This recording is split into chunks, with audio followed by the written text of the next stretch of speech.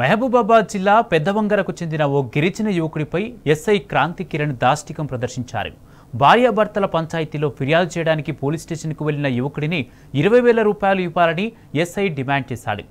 డబ్బులు ఇవ్వడానికి నిరాకరించడంతో ఎస్ఐ యువకుడిని ఇష్టం వచ్చినట్లు కొట్టాడు. బాధితుడు ప్రస్తుతం ఆసుపత్రిలో చికిత్స పొందుతున్నాడు. తనకు న్యాయం చేయాలని బాధిత కుటుంబ సభ్యులు డిమాండ్ చేశారు. భూమి రాపియాలి ఇవి రాపియాలని చెప్పేసి లంచం అడగడం వల్ల 20,000 లంచం అడిగి డబ్బులు ఇవ్వడం వల్ల కొట్టడం జరిగింది. కాంతి కుమార్ ఎస్ఐ, కానిస్టేబుల్, ముగ్గురు కానిస్టేబుల్, ఎస్ఐ డ్రైవర్ కూడా కొట్టిండు. మొన్న 15,000 తీసుకున్నారు పోలీస్ స్టేషన్లో. కానిస్టేబుల్ 2,000 తీసుకున్నారు మొన్న. ఎస్ఐ ఏమో 15,000 అడుగుతుంది.